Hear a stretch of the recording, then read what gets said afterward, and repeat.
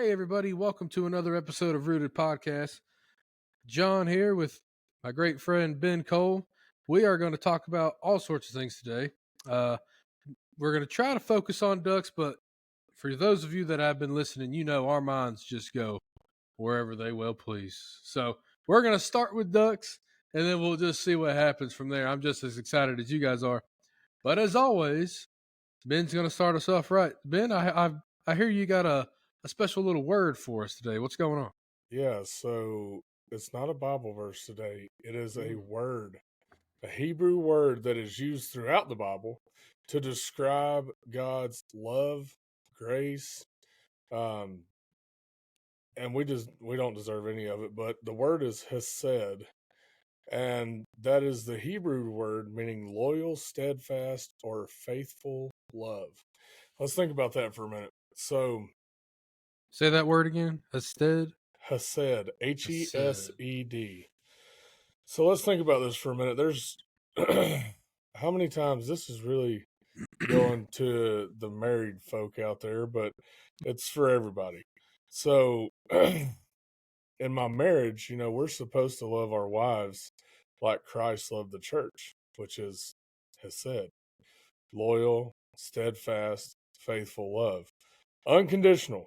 There's nothing that this world can do to break that bond, because what you have is a covenant between you and your life before God, right? So that's what I have to understand, because there's a lot of times in my marriage where I'm like, hey, I did this for you, so now why don't you do this for me?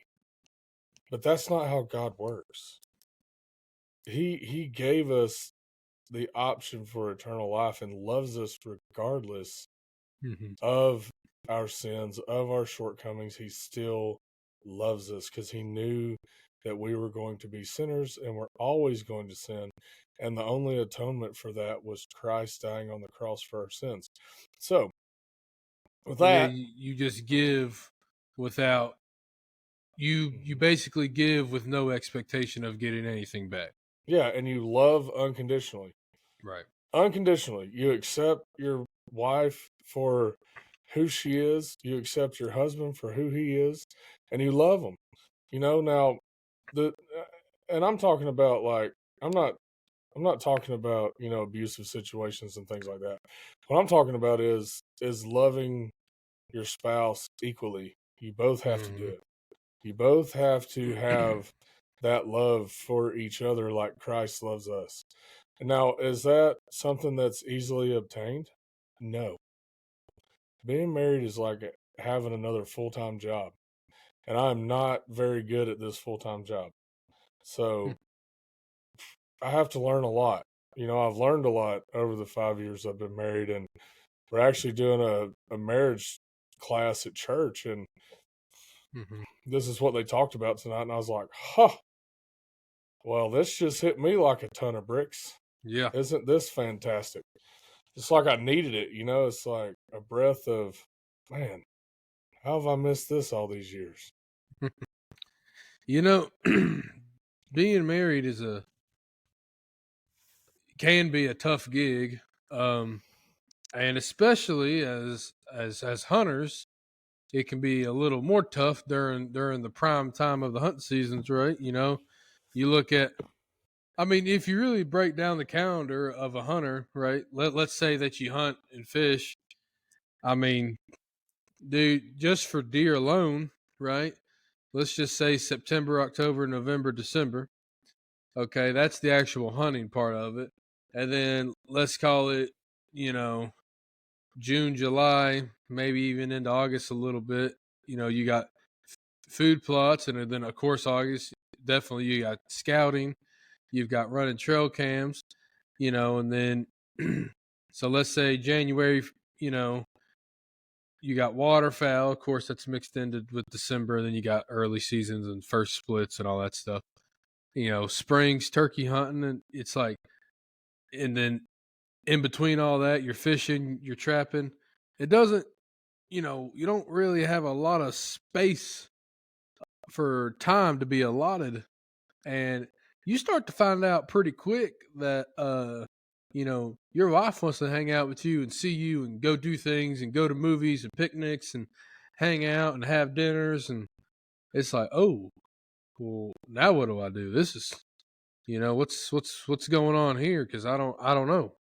I'm just used to going hunting all day, and then I get home when I get home. It's like, well, life don't really work like that anymore, or it does, but you have to have a plan. And it's like, well, I've Right. never had to explain my plan. I just go. So all these different things go into it, especially for a hunter or even someone that's just super busy and all year you kind of got something going on. Yeah. But I think it's important to remember that there's more to life than hunting and fishing. It's great. I love it. That's what a lot of my life is. But you also got to remember to step back and enjoy the moment and enjoy your person that you're sharing life with. Oh yeah. Because marriage is a lifetime, buddy. And I Mm, think that that's one of the issues we've had with social media and just this culture that we're living in right now is that everybody's got that out. Their mindset is, well, if they do something I don't like, I can always leave. Divorce is easy nowadays, but man, that's just it's too easy. It's too easy. You made a commitment to that person for the rest of your life, in sickness and in health, yep. for better, for Or worse. worse. Oh yeah. So that means forever. And that's not just something that, is earthly. I mean, you're making that covenant before Yeah. God. Oh, Before God. oh I yeah. mean, that is a lifetime of commitment to your spouse. And, I just feel like things have gotten a lot watered down here. And, everybody thinks, oh, well, we can get married and we'll just love each other forever. And guess what? That ain't how it works. You don't get married just because you feel good. You get married because you want to spend the rest of your life with that person. Whether y'all are fighting, whether, you know, you win the lottery, whether Yeah. Oh it yeah. all blows up all at once, you are stuck with that person for the rest of your life. Now, there's certain things in the Bible too that warrant a divorce, like adultery, like cheating on Hmm. your spouse. Yes. That, you know, Well, there's always circumstances, but yeah, we're but talking in we're talking generals here. generalities. Yeah, Yeah. generalities. So the thing is that's it, man. I didn't get married to my wife just because I thought she was pretty. I got Hmm. married to her because I loved who she was. And, one of the things that I've been stuck on lately is, the change, her changing after having babies and all this stuff. And I just thought she'd stay the same forever, but that's not the case, and Hmm. she is awesome now. She's just as awesome as she was. Just I'm different.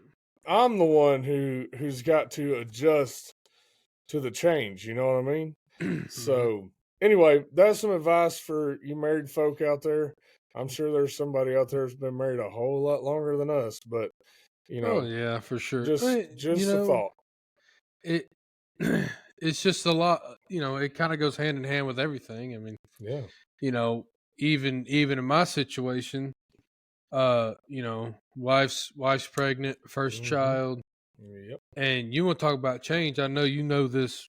You've been there, done that, but buddy, I mean, my wife is obviously, and it should be, and all the things, but 30 weeks pregnant, Maggie mm-hmm. is totally different than 2 years Mm-hmm. ago, Maggie, when I met her. Mm-hmm. Like, those are two different humans, and they should Mm-hmm. be. But my Yeah. point being, it's like, okay, and buddy, whenever your wife's pregnant, you just wake up like, all right, what fire do I have to put out today? Because I know it's going to Yeah. be something. And And it's gonna be your fault. oh, that's just a Every buddy. time. That's just a Every given. time it's your fault. And you just got to remind yourself, like, especially Yeah. in that situation, it's like, okay, a Mm-hmm. lot going on right there. Hormones growing a baby, constantly uncomfortable. Oh yeah.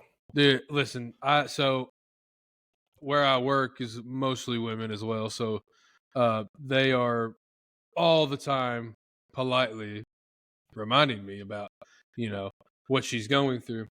And I tell them, look, if men had to have babies, I wouldn't be here right now because there's no way. There's no way.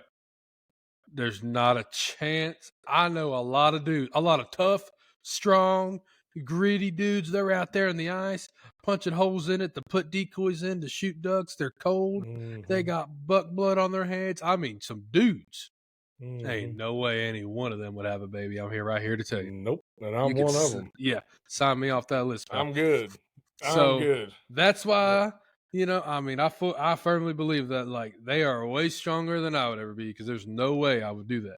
Well, that's the whole point in, us having different qualities and different strengths and different weaknesses, Oh, yeah. like their strength that's one of them. They have several. Absolutely. Oh, it's crazy. But I mean, you really yeah, think about it, dude, like you're growing a whole nother human in your body.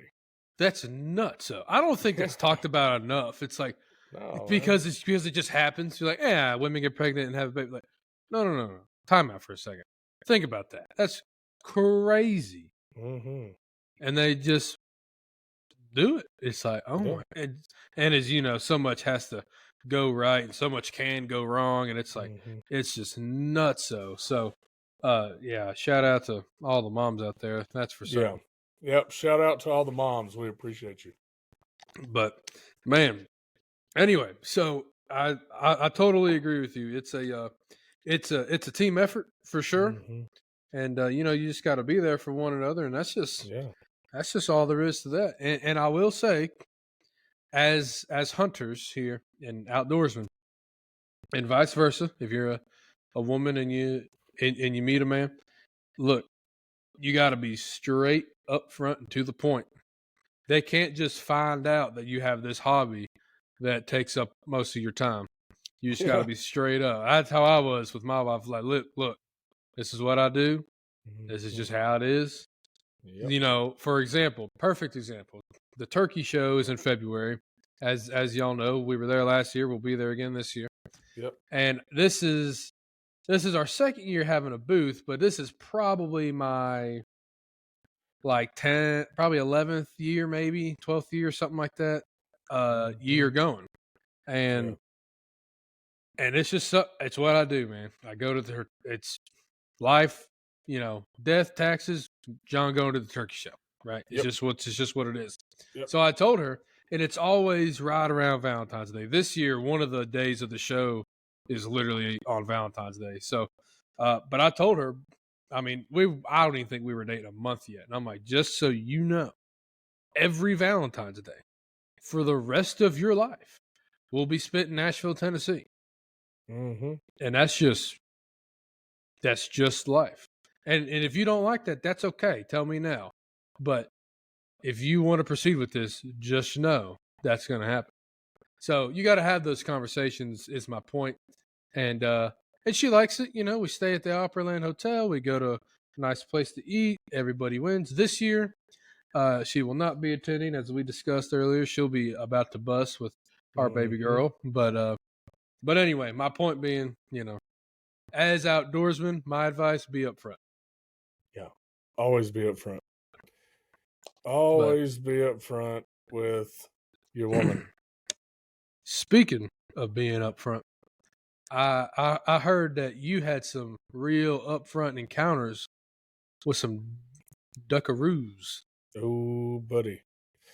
We had a green bean fest in Arkansas. Yeah, buddy, y'all just pummeled them down there.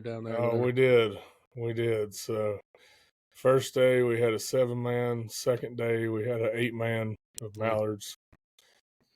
Almost all drakes. There were a few hens that slid in there, but we try to keep it below the one per person. We really just want to shoot drakes because there's more drakes than hens.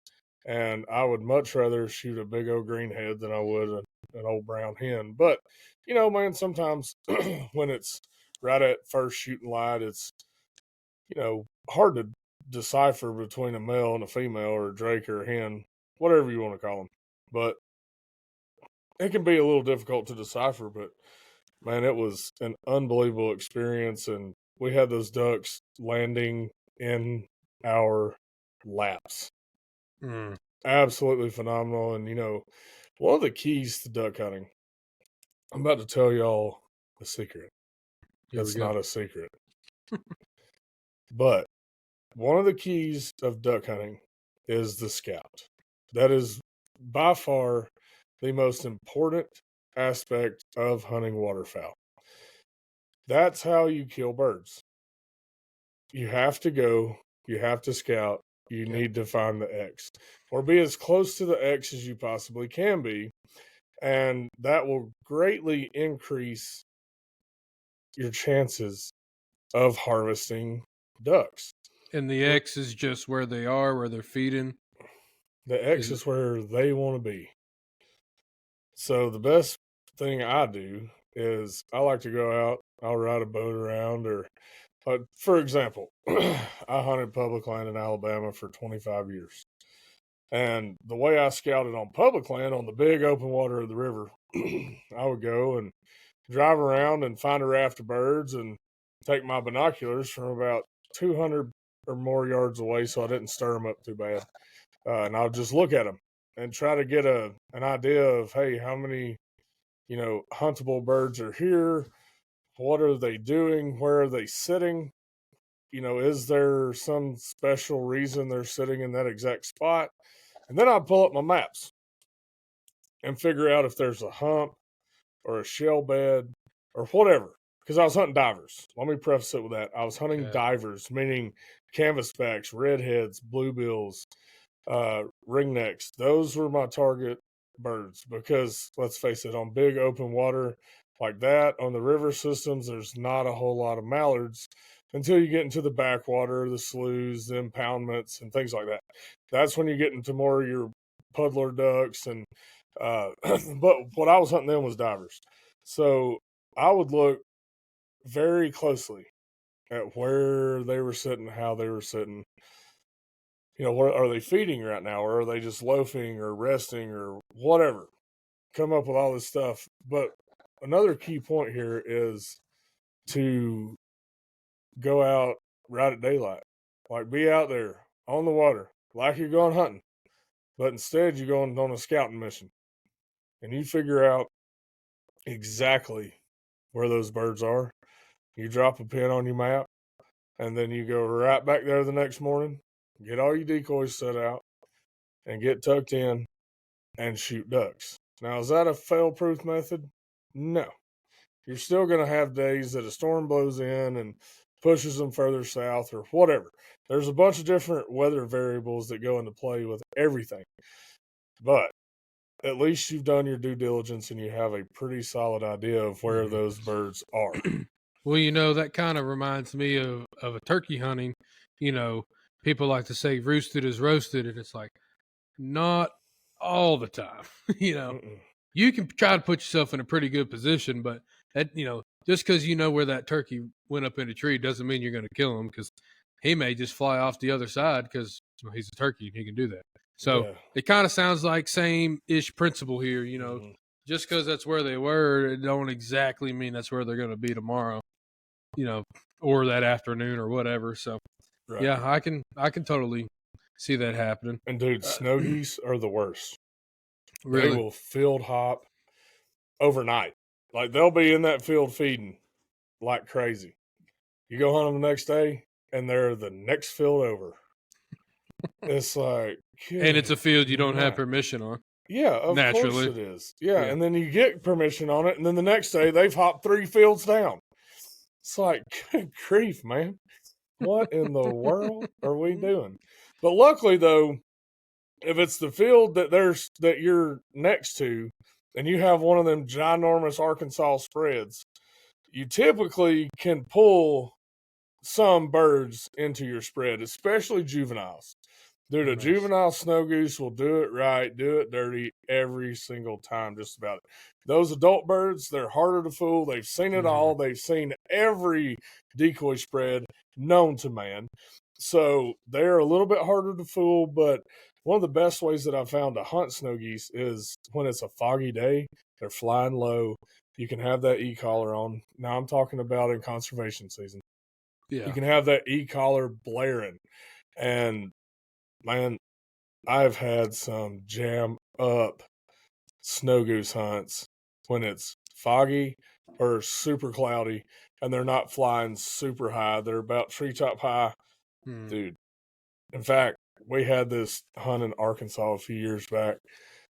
It was the one when you had COVID. Oh yeah, I remember. Yeah, man, that was. I wish you could have been there to experience that, man. We had Me too. thousands of geese in a tornado circling down at our laps. Mm. We ended up shooting 200 and some odd birds that morning. But it was those exact conditions: foggy, overcast, super bitter cold.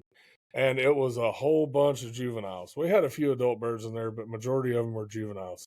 And man, you want to talk Mm. about an absolute blast? Golly bum, there's nothing like having an extended mag on your shotgun with 13 rounds in it, and you pull that trigger until you stop firing. And it is amazing. Nice. Just rainouts, birds falling everywhere. Gotta love it. Fantastic. Absolutely love it. But anyway, that's the hard part about scouting is for those birds is they field hop so much and bounce back and forth. But there's also, sometimes you can traffic these birds. So what I mean by that is you can get in a central location where they're flying back and forth across throughout the day, and Mm-hmm. you can pull some into your spread. Now, sometimes it works out good. Sometimes you can be in that trafficking spot and, oh man, it can get western really fast. And then sometimes they just fly over you and look down and land right next to you. And it's like, ha, get some of that. We've seen your tactics before. We You know what know, you're up to. oh yeah. I was gonna ask you about that.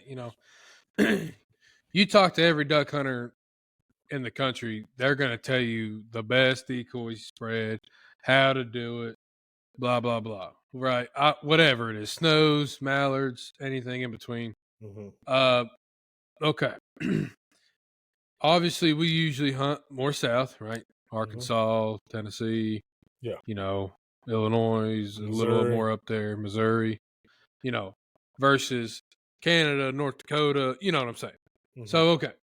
Obviously, those birds traveled from there, came here. They've seen probably just about, like you're saying, have seen everything. Mm-hmm. So, what do you really do to make your decoy spread different? Or do you try to make it different? Or do you try to just make it how they naturally are in the water? I mean, what do you think is the key to fool a duck to come into your decoy spread, or does that duck just have to be ready to play that day? Let me break it down for you like this. So, decoy spreads in Canada are a fraction of what they are in the lower 48, Okay. especially in the southeast. For example, snow goose spread, Canada, you're looking at about 200, 250 decoys. Arkansas, you're looking at 1,200 to 2,000 decoys. Big difference. So, and in Canada, and I'm talking mainly about Saskatchewan because I've hunted there. Four snows, specks, Canada geese, all the ducks. Mm. We went up there 2 years in a row, and that's what we did, man. We had 200 uh, full Do they bodies. fly in different size groups, or is it, or no? Like up. Yeah, so a lot of times up there, you're not going to have. Well, I say that it really depends on when you hit it during the migration. So when I Gotcha. was there, they were flying in, groups of a couple hundred to 1,000 like that. But down in Arkansas, it seems like they all congregate and you have like these Yeah. massive, massive feeds. So what you're wanting to do is simulate that massive feed. And the way I do that is I set it up in a feed pattern for the snow geese. The feed pattern, aggressive feed pattern. So you're actually sitting What does that in. mean? Is there a certain shape or something? Yeah, so I'm going to get to that in just a second. Okay. So what we do is I like to lay in the decoys, wear a white hoodie, white bibs, and basically just blend in with the socks. So I'll stack those socks all around me. And what I mean by socks is it's a bag style decoy that flows in the wind and moves, and it's, printed like a snow goose. Then we'll mix full bodies in throughout all the socks. But right there where we're sitting, we're making that the aggressive feed part by making it super dense, super thick, like they're jumping one another to get to the next spot. And then it tapers out in a big V and then you kind of fill back in further on in front of you. And you want to leave a huge landing hole right there in front of you. And those birds are going to suck down in there. Actually, they're not going to do that. They're going to go and then fly away. And then come back and do it again. And fly away. It's like hunting pintails almost sometimes. Pintails can be the most aggravating ducks on the face of the earth. It's like calling a cat. Yeah, it is like calling a cat. It just ain't no point in it. Yeah. You just don't even call a pintail. If they want to show up, big whoop. But if they don't want to show up, buddy, they'll play with your heart for a good hour. So the snows are a lot like that, though, man. They are very hard to kill sometimes. But then there's those days that, it just all lines up right, and you just have an all-out fantastic hunt. So that's how I like to do the decoys on the specs. And like I said, it's all situational. Depends on, where I'm at in the country, if I'm in Canada or what we're doing. But with mallards, I like to, or let me rephrase that, with puddle ducks. Yeah. There's a couple different situations here, and this applies to snow goose too. The wind is the major factor. Always the major factor. That's number one, setting up decoys. Knowing which way your wind is, because just like an airplane, ducks land into the wind. So ducks, geese, all of them, they land into the wind. So if you can somehow finagle it to get the wind at your back, perfect. But if you have a crosswind going either way, that can work too. You just have to adjust your spread to match the wind. So like goose hunting, for example, in a big field, it doesn't really matter where the wind's coming from, because you can move to whatever spot you want to in the field to make that wind at your back. Duck hunting, on the other hand, sometimes you're limited to a blind or a pit or whatever it is, unless you're hunting the timber and you're just freestanding leaning up against a tree. Now that's when you can kind of change what you want. And timber hunting's a little different too, man, because once those birds have committed into that hole from the treetops, they're pretty much coming down. I mean, I've seen a couple times where they'll backpedal out of there, but a lot of times when they make that commitment, buddy, they come. They're just they are down like 4 flats, my friend. But on the setup for your puddle ducks, mallards, pintail, widgeon, all that stuff, one of the ones I like to use is what I call a U shape or horseshoe, whatever you want to call it. Gotcha. But basically, it's you have your blind right in the middle. You leave your landing zone right in front of you, and you backfill all the way around you with decoys. Or I don't mean all the way around you, on either side, but you leave a horseshoe or a U open for them to land in front of you. That's what you're trying to do, is get them to land right in front of you. That's Gotcha. The point. And, mojos are good. They work. The spinning wings, they do work on certain days. This time of the season, man, I kind of shy away from the spinning wings just because. Do you ever see them hurting you? Yeah. Oh, More so? Kind of like later in the year? Like this? Later in the year, cloudy days. Really? Or, yeah. Well, when it's cloudy outside, so those spinning wings are supposed to replicate a bird landing and flapping their wings. So it looks like a bunch of birds are landing. When it's cloudy, you don't have that sun reflection off the actual wings that are spinning. So it doesn't have the same effect as it does on a bluebird day. So my solution to that is to use pulsators, which splash water up. It's like a feeding duck, like it's the butt up, but it Mm-hmm. splashes water and rocks back and forth, and it makes motion all in the decoys. Or one of them kicker ducks that kicks and spins. You know the one I'm talking about. Oh yeah. Oh yeah. Kicks and spins, and really what you want to do is make the most movement on top of the water to make it look very realistic. Because I'm just here to tell you, if you have a day that is totally dead on the wind, it makes for some tough duck hunting if you don't have something to make some ripples in that water. Mm-hmm. Now, good windy days, those decoys are moving around and doing what they're supposed to do, but man, I'm telling you, it can be tough when that wind dies out, which is another reason why the wind is very important. Now, divers and sea ducks alike, um, I like to use the method called long lines. It's a straight line string of decoys with an anchor on one end and free floating with a current on the other end. That's what I have always found to work very, very well. And, I've seen a lot of divers sitting like that on the water. So I was doing some research years ago, like, how do I kill more canvasbacks, or, well, not even more, but more efficiently? How do I do this? And I got to reading, and I saw this, and I thought, I'm going to give that a try. And I'll be doggone, it worked. I mean, they would just funnel right down that. And even before I knew that, we used to call it the landing strip. We'd just make one straight line of decoys with a whole line left open in the middle, and then filled everything else to the right and left.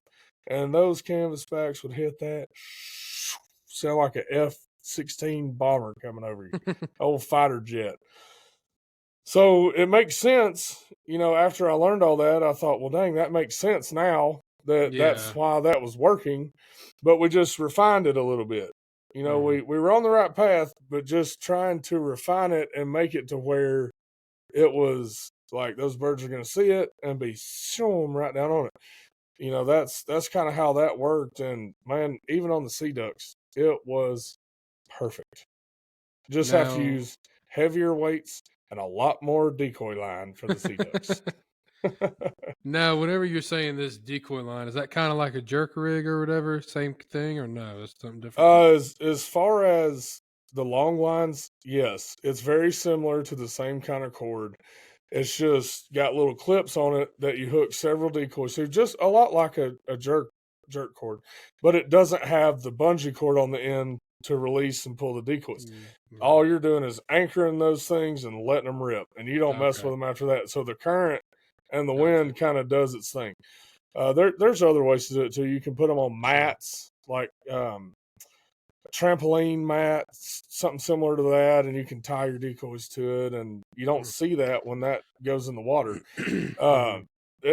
There's a bunch of different ways to skin that cat, but when you're talking about rigs and decoy lines and stuff like that, for uh, your puddle ducks like mallards and pintails and that, I like to use Texas rigs, but sometimes you are not able to use Texas rigs because the water is too deep. So what I've started doing is I keep 2 or 3 dozen on the wrap, and I make them 12 foot long. So no matter where I'm going, I always have 2 dozen ready to go in deep water at all times. Mm-hmm. And so what a Texas rig is, let me dive into this a little bit. It is some people use weed eater line, some people use uh, aircraft cable that's coated. Uh, it's got a loop on one end and a weight on the other end, and a swivel, big fishing swivel, pretty much what I call it, decoy swivel, Yeah. that connects to your decoy, and you can string them all together and hang them up. It makes it really nice. And so that's what the Texas rig is, and I love them. It makes picking up decoys 10 times faster. I mean, 10 times faster. But they don't always work in that deep water. Mm-hmm. So that's what I like to keep the ones wrapped for. And, your snow geese, if you're hunting water, you can get floaters and specks, floaters and all that. But I like to dry field hunt those. So I'm using stakes primarily 110% Right. on the snows and specks. There you go. Speaking of snows and specks again, decoy wise. So of course, if we're talking puddle ducks, you're talking two, three, whatever dozen decoys. You pick those up, no big Mhm. deal. When you're talking 1,000, 2,000 decoys, is part of the problem of getting snows to land is, people leaving those things out, for multiple nights or even weeks, maybe even all season. I don't know, whatever some people do. Is that part of the problem? Because they've literally seen that spread hasn't changed, and that is that an issue? Man, I really don't know the answer to that. I'm just really weird about somebody stealing my decoys that I've paid for with my hard-earned money. Yeah, that's what I'm saying. So I It just don't seems odd. like. I refuse to leave any decoys anywhere at any time. I hunt, I pick them up, I take them home. Okay. That's just how it is for me because I don't trust people.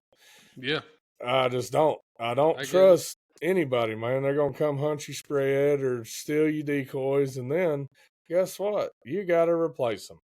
And there's not an insurance policy for decoys that I know No, of. If there really. is, people, please send us a message. I would love to know about insurance policies on decoys. That Yeah, would be fantastic. I think they should be insured. That would be great. That would be wonderful. But there you go. I don't know. Uh, but man, yeah, it's a lot of work to hunt snow geese in the southeast, but it is so much fun. Oh All my I got to goodness, say yeah. is, when you are under that big old tornado, you better not leave your mouth open. You better not. Things can get a little stanky there if you leave that mouth open. Might leave a bad taste in your mouth. Yeah. Yeah. Oh my goodness. Yep. Well, yeah, man. Well, speaking of that, we're actually headed to Missouri here this Weekend. weekend, so I'm excited to see what that holds. And man, I'm just ready to get down there and get with it. Yeah, we're gonna probably do the goose thing because I just looked up the migration chart, and that area is loaded with specks and snows. Oh So man, I'm probably gonna ditch the whole duck thought unless I see, unless we show up down there and there's just an astronomical amount of ducks. yeah. That's a different story. But what I think we're gonna do is Saturday morning, we're gonna go over, we're gonna set up a traffic spread for snows and specks. And we're going to scout the ducks while we're hunting snows and specks. Yeah, So there you go. I think that is our best bet, and to see what we got going on with the ducks, because we'll still have 2 more days to hunt ducks. But Yeah. man, I'll be honest with you, I like hunting specks and snows just as much as I like hunting ducks because Oh a yeah. speck is delicious. And guess what? The limit on snows is 25. Let's go. I'm all about it. Sign me up. Kill Me them too. all. Kill them all, baby. Because they're vastly overpopulated. And, we need to go do a conservation snow goose hunt. That's what we need to do. Absolutely. That sounds like fun. I got a mag extension sitting in Uh-oh. my safe, ready to go, that has not been used yet. So we're getting down to that time of the year, man, where it's about time to start chasing them old snows. Can't Don't wait. tempt me with a good time. I'm ready. I know it. Yeah, buddy, I'm ready too. I'm ready to get out there this weekend. We're gonna have a lot of fun. We'll load up. I'll try to have everything loaded up Friday night by the time you get here. There we go. We'll take a couple A-frames with us and Yeah, dude, we'll uh, have fun.